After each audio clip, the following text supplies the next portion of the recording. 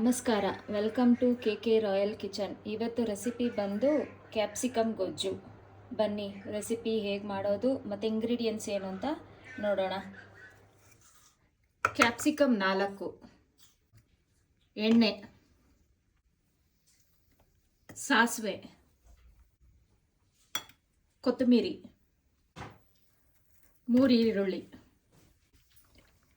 4 ಹಸಿಮೆಣಸಿನ್ಕಾಯಿ, chicken masala 2 spoon, chilli powder 2 spoon, ಧನಿಯಾ powder, garam masala, ಜೀರಿಗೆ ಪೌಡರ್, ಶುಂಠಿ ಬೆಳ್ಳುಳ್ಳಿ ಪೇಸ್ಟ್, ಉಪ್ಪು ರುಚಿಗೆ ಎಷ್ಟು ಬೇಕೋ ಅಷ್ಟು ಹಾಕ್ಕೊಳ್ಬೇಕು. ಇದು ಕ್ಯಾಪ್ಸಿಕಮ್ ಗೊಜ್ಜಿಗೆ ಬೇಕಾಗಿರೋ ಇಂಗ್ರೀಡಿಯೆಂಟ್ಸ್. ಈಗ ಎಣ್ಣೆ ಹಾಕ್ಕೊಳ್ಳೋಣ ಬಿಸಿಯಾಗಿ. ಈಗ ಸಾಸಿವೆ ಹಾಕೋಣ, ಚೆನ್ನಾಗಿ ಚಿಟ ಅಂತ. ನೆಕ್ಸ್ಟ್ ಈರುಳ್ಳಿ,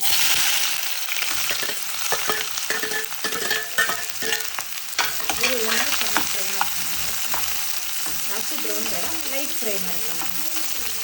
ಈಗ ಶುಂಠಿ ಬೆಳ್ಳುಳ್ಳಿ ಪೇಸ್ಟ್ ಹಾಕೋಣ. ಹಸಿ ಸ್ಮೆಲ್ ಹೋಗೋ ತನಕ ಚೆನ್ನಾಗಿ ಇದು ಮಾಡೋಣ. 1.5 ಸ್ಪೂನ್ ಹಾಕ್ತಾಯಿದ್ದೀನಿ. ಹಸಿ ಸ್ಮೆಲ್ ಹೋಗಬೇಕು. ಹಸಿ ಸ್ಮೆಲ್ ಹೋದ್ರೂ ಚೆನ್ನಾಗಿರೋದು. ಈಗ 4 ಹಸಿಮೆಣಸಿನ್ಕಾಯಿ ಹಾಕ್ಕೊಳ್ಳೋಣ.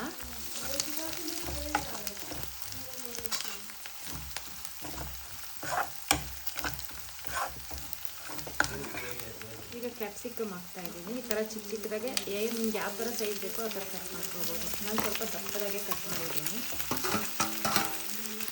ಚೆನ್ನಾಗಿ ಮೆತ್ತಕ್ಕಾಗೋ ತನಕ ಫ್ರೈ ಮಾಡೋಣ.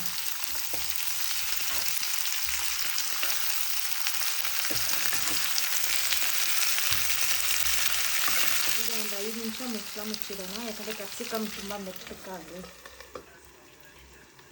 ಕ್ಯಾಪ್ಸಿಕಮ್ ಬೇಯಿದ ಮೇಲೆ 1 ಸ್ಪೂನು ಉಪ್ಪು ಹಾಕ್ಕೊತಾ ಇದ್ದೀನಿ.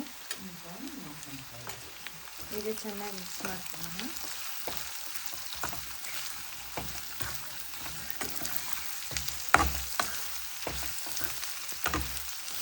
ಈಗ ಸ್ಟವ್ ಸ್ಲಿಮ್ಮಲ್ಲಿ ಇಟ್ಕೊಂಡಿದ್ದೀನಿ.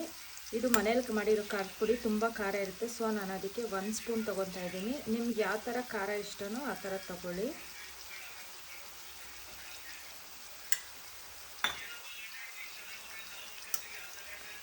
ಆಮೇಲೆ ಚಿಕನ್ ಮಸಾಲ ಪೌಡ್ರು ಹಾಕ್ಕೋತಾ ಇದ್ದೀನಿ.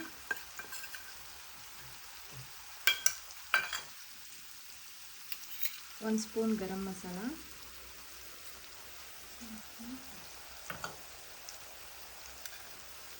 ಒಂದು ಸ್ಪೂನ್ ಧನಿಯಾ ಪೌಡರ್, ಸ್ವಲ್ಪ ಅರ್ಧ ಸ್ಪೂನ್ ಜೀರಿಗೆ.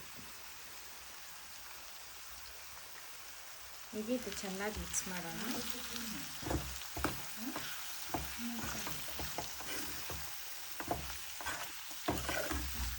ನಿಮಗೆ ಗರಂ ಮಸಾಲ, ಖಾರದ ಪೌಡ್ರು ನಿಮ್ಗೆ ಯಾವ ಥರ ಬೇಕೋ, ಎಷ್ಟು ಸ್ಪೂನ್ ಬೇಕೋ ಆ ಥರ ಹಾಕ್ಕೊಳ್ಳಿ, ನಿಮ್ಮ ಟೇಸ್ಟ್ ತಕ್ಕಂಗೆ.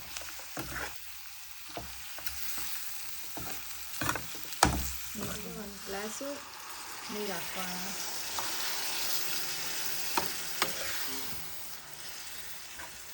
ಇನ್ನೂ ಸ್ವಲ್ಪ ನೀರು ಬೇಕಂದರೆ ನೀರಾಗಿ ಮಾಡ್ಕೊಳ್ಳಿ, ಅನ್ನಕ್ಕೂ ಆಗುತ್ತೆ, ಚೆನ್ನಾಗಿರುತ್ತೆ. ಗೊಜ್ಜಕ್ಕೆ ಬೇಕಂದರೆ ಗೊಜ್ಜಕ್ಕೂ ಮಾಡ್ಕೊಬೋದು. ನೀರು ಇನ್ನೂ ಸ್ವಲ್ಪ ಬೇಕಾದರೆ ಆ್ಯಡ್ ಮಾಡ್ಕೊಳ್ಳಿ. ಈಗ ಸ್ವಲ್ಪ ಕೊತ್ತಂಬರಿ ಸೊಪ್ಪು ಹಾಕ್ತೀನಿ. ಈಗ ಚೆನ್ನಾಗಿ ಮಿಕ್ಸ್ ಮಾಡಿ ಒಂದು 2 ನಿಂದ 3 ನಿಮಿಷ ಮುಚ್ಚಿಡೋಣ. ಮುಚ್ಚಿಟ್ಟು ಕ್ಯಾಪ್ಸಿಕಮ್ ಗೊಜ್ಜು ರೆಡಿ ಆಗುತ್ತೆ.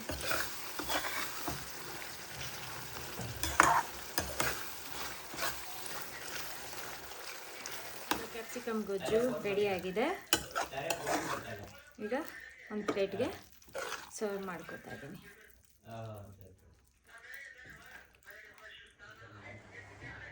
ಕ್ಯಾಪ್ಸಿಕಮ್ ಗೊಜ್ಜು ರೆಡಿಯಾಗಿದೆ. ಅನ್ನಕ್ಕೂ ಆಗುತ್ತೆ, ಚಪಾತಿಗೂ ಆಗುತ್ತೆ, ದೋಸೆಗೂ ಆಗುತ್ತೆ. ಅನ್ನಕ್ಕೆ ಬೇಕಾದರೆ ಒಂದು ಸ್ವಲ್ಪ ನೀರು ಹಾಕ್ಕೊಂಡ್ರೆ ತುಂಬ ಚೆನ್ನಾಗಿರುತ್ತೆ. ಮತ್ತು ಲೈಕ್ ಮಾಡಿ, ಶೇರ್ ಮಾಡಿ, ಸಬ್ಸ್ಕ್ರೈಬ್ ಮಾಡಿ. Thank you.